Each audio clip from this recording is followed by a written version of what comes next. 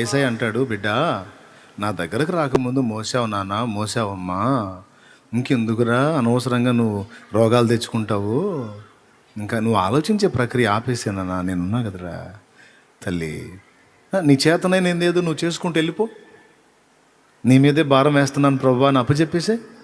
నీకు దేని గురించి ఆలోచించవాకు. పిల్లల భారం అప్పచెప్పు, కుటుంబ భారం అప్పచెప్పు, అప్పుల భారం అప్పచెప్పు, బాధ్యతల భారం అప్పచెప్పు, ప్రయత్నాల భారం నాకు అప్పచెప్పుమా. మరి అప్పచెబుతానే ఉండగా ప్రభు రోజు ఏడ అప్పచెప్పి నేను ఎత్తున పెట్టుకొని మోస్తా. అప్పచెబితే ఇక నీ నోట ప్రభువా దీని సంగతి ఏందన్న ప్రశ్న ఉండదు, స్తుతి ఆరాధన ఉంటుంది.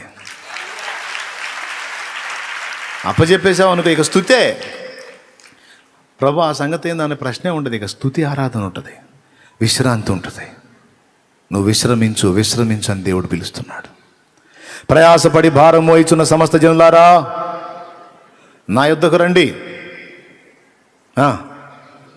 నేను మీకు ఎట్టొచ్చిద్ది విశ్రాంతి? బరువులు దించినప్పుడు వచ్చిద్ది. బరువులు ఏమన్నాడు? ఆయన మిమ్మల్ని గూర్చి చింతించుచున్నాడు కనుక మీ చింత యావత్తు మీ నెత్తిన పెట్టుకోండి అన్నాడా? మీ నెత్తిన పెట్టుకొని మోసి మోసి సావండి అన్నాడా? ఆయన మిమ్మల్ని గూర్చి చింతించుచున్నాడు కనుక మీ చింత యావత్తు రిలాక్స్. ఇది ఆనందం అంటే, అది ప్రశాంతత అంటే. ఆయన ఉన్నాడు, ఆయనే చూసుకుంటాడు. నా భారం ఆయన మీద మోపుతున్నాను. ఏదో మాటతో అంటాం కాదు, హృదయంలో కూడా అదే తీర్మానం ఉండాలి. అప్పుడు ఇక నీ ముఖం తుమ్మల్లో పొద్దుపడినట్టు ఉండదు. స్తోత్రం. కొంతమందికి ఎన్నన్నా చెప్పు, ఆ ముఖం చూస్తే ఎప్పుడన్నా చూడు ఏందో ఆయన ఒకళ్ళ ముఖాలు మరి విరక్తి పడుతుంటుంది. నాకు కూడా విరక్తి పడుతుంటుంది ఆ ముఖాలు చూస్తుంటే. నేను చెప్పిన ప్రక్రియలో ఎప్పుడైతే బరువు ప్రభు మీద మోపి విశ్రమిస్తారో ఎలాంటి ప్రతికూలతలు కూడా ఆ ముఖం కళకళలాడిద్ది. ఎప్పుడు ఆ ముఖంలో సంతోషం ఉంటుంది. ఎలాంటి ప్రక్రియలో నువ్వు అన్యుల ముందు కనపడితే, అది ఇన్ని బాధల్లో కూడా, ఇంత బరువులో కూడా, ఇంత టెన్షన్స్లో కూడా అంత ప్రశాంతంగా ఆ మనిషి అట్టుంటుంది, ఇదేదో మనం కూడా తెలుసుకుందామని చర్చికి వస్తారు. అన్నీ ఎరిగి దేవుని దగ్గరికి వచ్చిన నువ్వే తుమ్మల్లో పొద్దుపడిచాడు ముఖం ఎప్పుడు ఆ తుమ్మలు ఆడుకుంటూ పెట్టుకుంటే నిన్ను చూసి ఎవడు వస్తాడు? ఒకవేళ నువ్వు పోయి వదినా చర్చికి రా, వదినా రా అంటే నువ్వు పో వదినా, ముందు నువ్వు పోయి కత్తి నవ్వుతూ ఉండము, నీకు దండం పెడతాడు.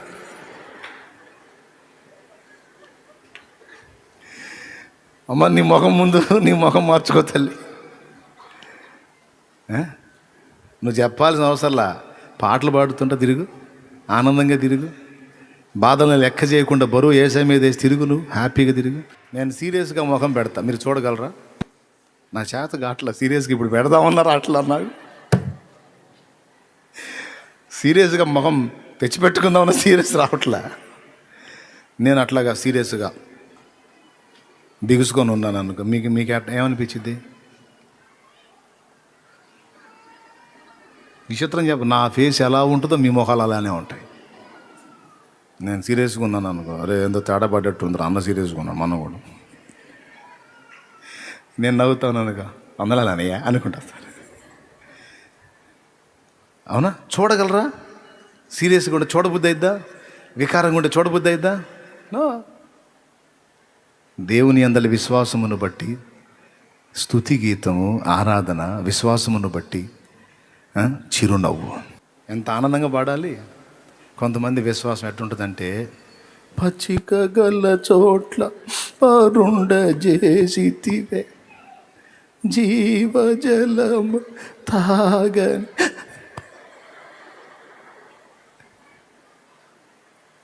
అంటే పాటిట పాడతారని కాదు, హృదయాలు ఈ మనసులు ఇట్లా పెట్టుకుని, మొహాలు అట్ట పెట్టుకుని పాటికి ఎట్టుంటుందో ఆలోచించండి. అట్లాంటి మనిషి బజార్లో మిడి తిరిగినా, వీధుల్లో తిరిగినా, ఇళ్ళ పక్కన వాళ్ళు చూసినా పొరపాటును కూడా చర్చికి పోకూడదమ్మా. పొరపాటును కూడా పోకూడదు. పోతే మన బతుకు కూడా అంతే తయారయ్యేటట్టు. దేవునికి స్తోత్రం కలుగును కాక. హల్లెలూయా. ఏమండి? అడగాల నిన్ను చూసి, అన్న ఇన్ని బరువులు పెట్టుకొని ఇంత టెన్షన్స్ పెట్టుకొని అసలు పాటలు పాడుతూ తిరుగుతున్నావు, అసలు ఏందండి నీ ఆనంద రహస్యం ఏంటంటే ఏసేనా ఆనంద రహస్యం. రాజుతో మునిగారు అన్నట్టు, ఇంత పెద్ద రాజ్యాన్ని ఆక్రమించిన నేనే ఇంత ప్రశాంతంగా లేను మునివర్య, మీరు ఇంత ప్రశాంతంగా ఎలా ఉండగలరు? అసలు మీకు రేపటికి ఏందో అనేది కూడా తెలియదు, మీకు లేదు కదా. నాకు ఒక రాజుని నేను బోల్డ్ అంత ఉంది, నాకు ప్రశాంతత లేదు, మీరు ఇంత ప్రశాంతంగా అంత అద్భుతంగా ఎలా ఉండగలరు అన్నాడు. అప్పుడు రాజుకి ఏమని చెప్పాడు? ఒక పెద్ద రాయిని చూపించి దాన్ని మోయగలవా అన్నాడంట. పైకి ఎత్తగలవా? Prestige question. ఎందుకు ఎత్తలేని ఎత్తుతా అన్నాడు. సరిపోయి ఎత్తాను, పట్టుకొని పైకి ఎత్తాను. నేను చెప్పిందాక పడేవాక అన్నాడు. అలానే పట్టుకొని ఉన్నాడు. ఎట్టుంది అన్నాడంట. కాస్త బరువుగా ఉందన్నాడు. అట్లనే ఉండన్నాడు. కాసేపు ఎట్టుందన్నాడు. ఇంకొంచెం ఇబ్బందిగా ఉందన్నాడంట. అట్టనే ఉండన్నాడు. ఇంకాసేపు ఎట్టుందన్నాడంట. కష్టంగా ఉంది, మైలేకపోతున్నాను అన్నాడు. అట్టనే ఉండన్నాడు. ఇంకాసేపు ఎట్టుందన్నాడంట. చాలా కష్టంగా ఉందన్న. వదిలేసే అన్నాడంట. వదిలేసాను. ఇప్పుడు ఎట్టుందన్నాడంట. హాయిగా ఉందన్నాడంట. నేను ఆ పనే చేస్తున్నా అన్నాడు. నేను ఆ పనే చేస్తున్నాడా పిచ్చోడా? వదిలేశా. లోకస్తుడేమో ఎవరి మీద వదిలేశాడు కూడా తనకు తెలియదు. క్రీస్తు యేసునందున్న మనమేమో క్రీస్తు మీద వదిలేశాం. వాడికి లేనిది మనకున్న నిరీక్షణ ఇది. మనమేమో గాల్లో వదిలేయలేదు, శూన్యంలో వదిలేయలేదు, ఒక వ్యక్తికి అప్పచెప్పాం. ఒక నమ్మకమైన వ్యక్తికి, ఒక మంచి జ్ఞానవంతునికి, శక్తివంతునికి, వివేకము గలవానికి, ఒక అద్భుతమైన రీతిని మన జీవితాన్ని మార్చగల వ్యక్తికి అప్పచెప్పి విశ్రమిస్తున్నాం. అది నేను మొత్తుకుంటుంది. ఏదో ఈ పూట విని ఈ కాసేపు అట్టట్ట కాదు, నేను చెప్పిన మాట హృదయంలోకి తీసుకొని అలవాటు చేసుకోండి. ప్రభు మీద ఆధారపడి బరువును దించుకొని విశ్రాంతిని అనుభవించుట అనేది సాధన చేయండి. నేర్చుకోండి. ఎంతమంది ఈ తీర్మానానికి వచ్చారు చెప్పండి? ఇంకా మీ నెత్తినే పెట్టుకుంటారా? లేకపోతే వదిలేస్తానయ్యా, దేవుడికే స్తోత్రం. మరి వదిలేసి ఊరుకోకూడదు. మరి ఏం చేయాలి? విశ్రమించాలి. ఆయన రెక్కల నీడలో సేద తీరాలి. స్తుతి గానాలతో నిండిపోవాలి. ఎన్నన్నారా అని నువ్వు మళ్ళా వాటి వైపు చూసి చింత పడ్డావా, నువ్వు యేసయ్య చేతికి అప్పచెప్పనట్టే. ఇదే షరతు. వాటిని తలుచుకొని మళ్ళా కృంగిపోయావా, వాటిని గురించి అదురుపోయావా, ఇదేమగునో అని ఆలోచించావా, ముఖం మాడిపోయిన పెసరట్లాగా పెట్టావా, నువ్వు అవి యేసయ్యకి ఈనట్టే, నేనైతేనే పెట్టుకున్నట్టే, సగం స్టీరింగ్ నువ్వు తిప్పుతున్నట్టే. నీ కర్మ, నీ ఇష్టం. లేదు వద్దు అంటావా, వదిలేసి ఏం చేయాలి? ఆయన చేస్తాడు. నీ చేతనైంది ఏదో నువ్వు చేసుకుంటా, పాడుకుంటా, విశ్రాంతి పొందుకుంటా, ఆనంద గీతాలతో, స్తుతి ఆరాధనతో ముందుకు సాగిపో. ఓకే, ఇప్పుడు ఈ పాయింట్ 3-4 సార్లు అట్టు తిరిగేసా గట్టిగానే, బాగా ఎక్కిందిగా మైండ్కి. ఏం చేయాలి ఇప్పుడు? ఎవరికి అప్పచెప్పమన్నాను? ప్రశాంతంగా ఆయనకి అప్పచెప్ప. నా శత్రువుల ఎదుటే నీవు నాకు విందును సిద్ధము చేశావు. టైం లేదు మనకి. మొట్టమొదటిది, నీ జీవితంలోని పరిస్థితులు, స్థితిగతులు, పిల్లలు, కుటుంబం, బాధ్యతలు, అక్కరలు, అవసరాలు, అప్పులు, తిప్పలు మొత్తం ఆయన చేతికి అప్పచెప్పు. అవమానానికి అప్పగిస్తావో, ఆనందానికి అప్పగిస్తావో, దరిద్రతకే అప్పగిస్తావో, సమృద్ధితోనే ఆశీర్వదిస్తావో, నేను నిజం చెబుతున్నాను, నా లైఫ్లో చెప్తున్నా. బోలెడన్ని సమస్యల్లో యేసయ్యని తెలుసుకున్నా. వినండి, బోలెడన్ని సమస్యల్లో యేసయ్యని తెలుసుకున్నా. యేసయ్యని తెలుసుకున్నాక ఎంత గొప్ప ఆనందం అంటే, అన్ని మెంటల్ ప్రెషర్, అసలు చచ్చిపోదాం అనుకున్నాం మొత్తం కలిసి. అంత ఒత్తిడి ఎటుపోయిందో. ఎందుకంటే నమ్మా. నేను ఎవరిని గుర్తించానో, నన్ను ఎవరు దర్శించారో, నేను ఎవరిని కనుగొన్నానో ఆయన సర్వశక్తుడు, బలవంతుడైన దేవుడు. ఎన్నాళ్ళు నేను నమ్మి గుళ్ళు గోపురాలు అయ్యి తిరిగి భజనలు చేసి గందరగోళం చేసి నానా బాధలు పడి తిప్పలు పడ్డవాళ్ళు కాదు.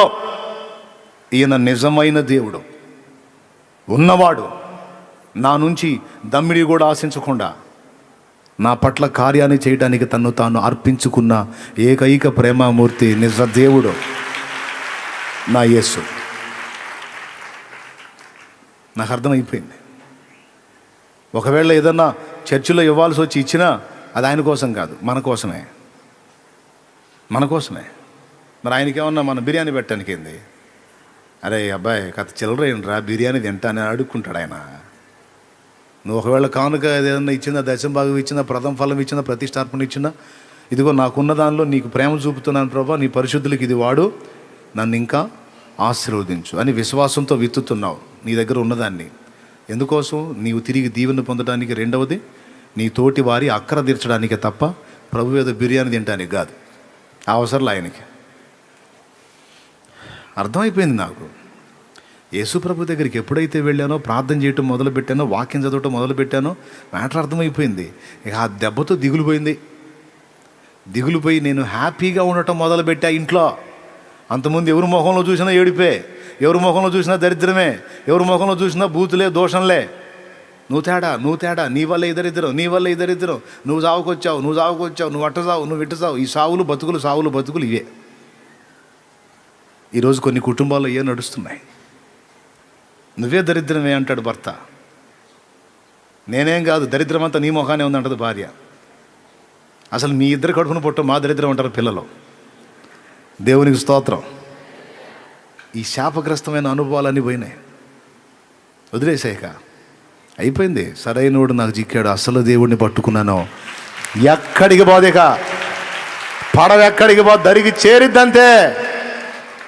ఇక అప్పటి నుంచి ఇక ఆనందంగా ప్రార్థన చేయటం, స్తుతి, ఆరాధన. మా వాళ్ళు ఉన్నారు, అడగండి కావాలంటే. నేను చెప్పింది నిజమో కాదు.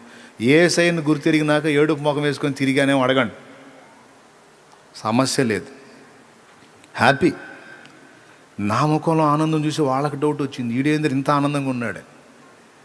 ఓ నెల తర్వాత చిన్నగా వాళ్ళు కూడా లైన్లోకి రావటం మొదలుపెట్టారు. మొత్తం 2-3 నెలలు తిరిగేసరికి మొత్తం ఇంట్లో ఉన్నాయన్నీ ఆ శాతాధారం, ఆ బొమ్మలు గిమ్మలు మొత్తం తీసి అవతల పడేసి మొత్తం కలిసి బాప్తీసం పొందాం.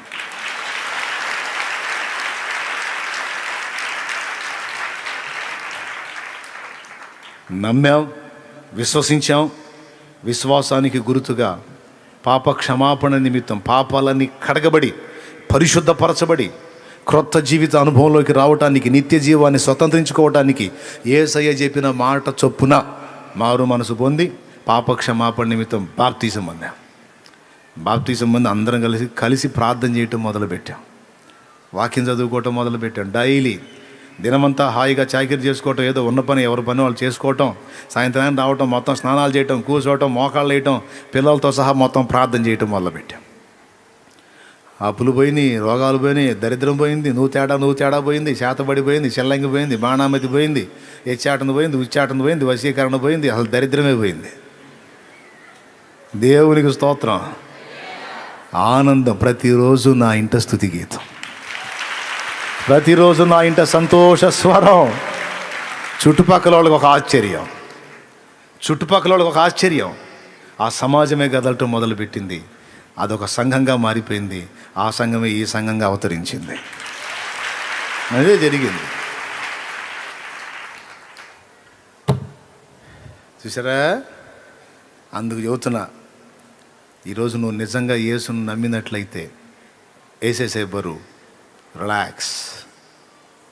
రిలాక్స్. నేను మిమ్మల్ని హిప్నటైజ్ చేయట్లే, నిజం చెబుతున్నా. విశ్రమించు.